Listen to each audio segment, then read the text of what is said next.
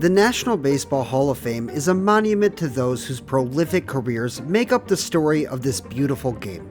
But what if the Hall of Fame, by virtue of exclusion, fails to tell the full story of baseball? In this series, we look to explore those whose contributions to the sport are worthy of enshrinement, but for some odd reason or another, were left out of its most exclusive club. Today we'll be talking about one of the most infamous players to ever step on a baseball field. One of the most dominant five-tool players to ever do it. A man who capped his career with a .298 batting average, 2,935 hits, 1,996 RBIs, and 514 stolen bases. A 14-time All-Star, 12-time Silver Slugger, 8-time Gold Glove winner, and a 7-time MVP. Oh, and I forgot to mention, the single season and career home run king. Welcome back to The Bad Baseball Fan. Let's make the case for Barry Bonds. Let's begin by addressing the obvious issue at hand, that being Bonds' alleged steroid use. It is generally believed during the offseason following 1998 that Barry Bonds was actively taking anabolic steroids in an effort to improve his baseball performance.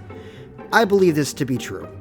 Despite his avid denial, it's difficult to justify his rapid increase in body size and the monumental increase in production he had going into his late 30s. If you look at any ball player in history, he's the only one to have such a dramatic statistical jump so late into their career.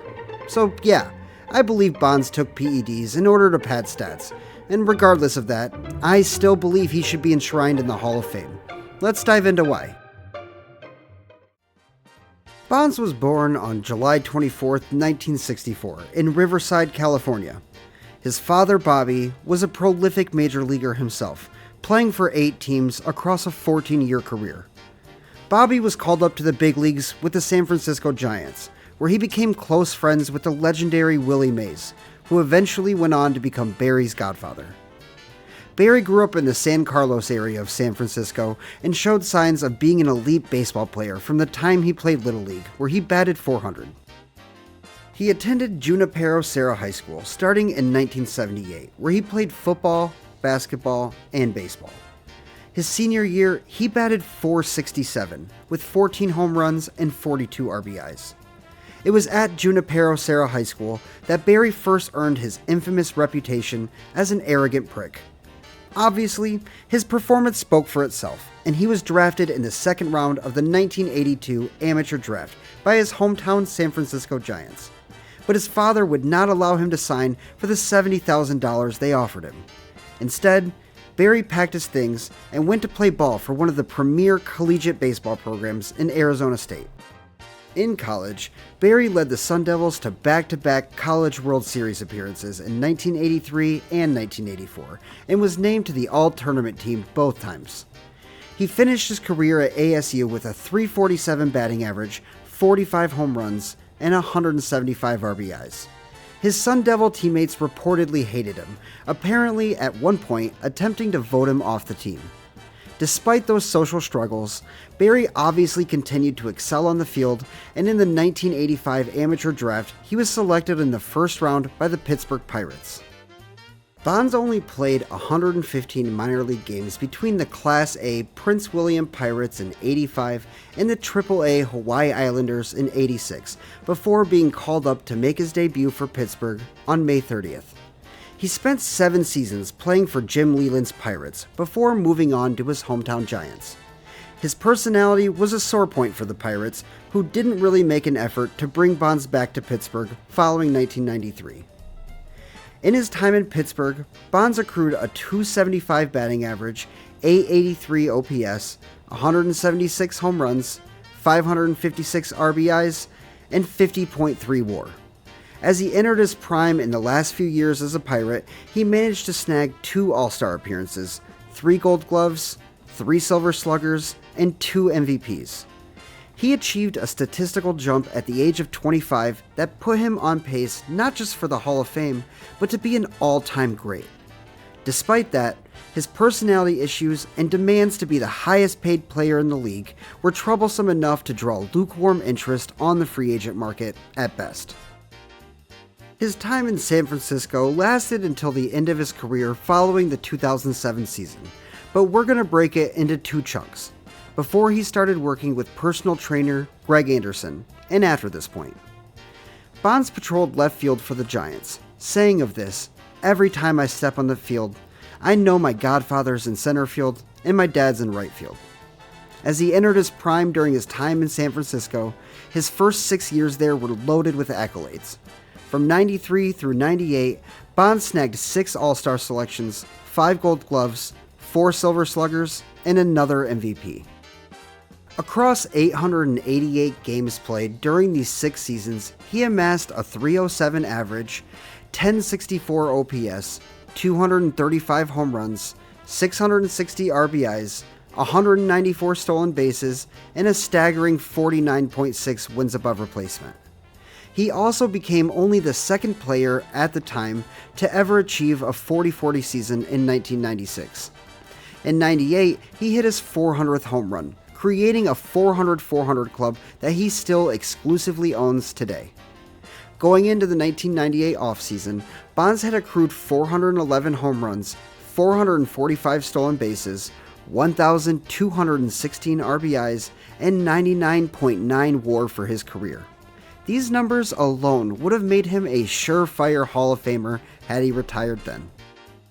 He had presented a historically unmatched ability for power and speed, but these numbers didn't satiate Barry's thirst for greatness. After watching the great home run race of '98 between Mark McGwire and Sammy Sosa, Bonds craved both the statistical achievement and the adoration from the fans. To get where he needed to physically, he began to train with known steroid user and dealer Greg Anderson. The offseason following 1998 was full of pumping both iron and steroids for Bonds. According to the Society for American Baseball Research, Bonds began exercising with Anderson, lifting weights. Anderson also introduced him to various steroids. Coming to spring training for 1999, the change was clear and noticeable, with teammate Charlie Hayes saying, "Did you see my man? He was huge." Following the rapid change in body composition, Bonds actually had the first injury-riddled year of his career. He performed quite well while he was on the field, but ultimately ended up missing a third of the '99 season and any accolades that could have come with it. He finished the season with one of the lowest batting averages of his career at .262, but still managed to slug 34 homers and drive in 83 runs in only 102 games. This production was just a precursor of what would come. Healthy again for the 2000 season, Bonds began a 5-year stretch of offensive production that is unmatched in the history of baseball. Bonds batted .339, had an incomprehensible .522 on-base percentage and .781 slugging, leading to a .1303 OPS. Keep in mind, that was over a 5-year period, not just a single season. He slugged 258 home runs, 544 RBIs, and earned 872 walks, garnering him 51.2 WAR. And this was all done by a man from the age of 35 to the age of 39. This stretch saw him destroy the single-season walk record 3 times, featured him breaking McGwire's single-season home run record in 2001, and saw him reach the 600 and 700 home run clubs. In 2003, he snagged his 500th stolen base, once again creating a one-of-one 500-500 club. He took second in the MVP voting in 2000, then proceeded to win the next 4 awards, all while accruing 5 Silver Sluggers and 5 All-Star nods. Unfortunately, Bonds required knee surgery following '04 and never returned to his elite form. He only played 14 games in 2005 and came back for nearly full seasons in '06 and '07. He tied and passed Babe Ruth in early of 2006, and the following year he passed Hank Aaron with his 756th home run on August 7th. He finished the season with 762 career home runs. His contract having ended, he received 0 offers from the 30 MLB teams. The single season and all-time home run leader had been effectively blackballed from baseball. He retired from the sport, the all-time leader in walks, intentional walks, in home runs, 3rd all-time in runs scored, 4th in total bases, and 5th in both RBIs and OPS. There have been 8 players to reach career totals of 300 in home runs and stolen bases. Bonds is not just the only one to reach 400 of each, but he managed to push both totals to 500.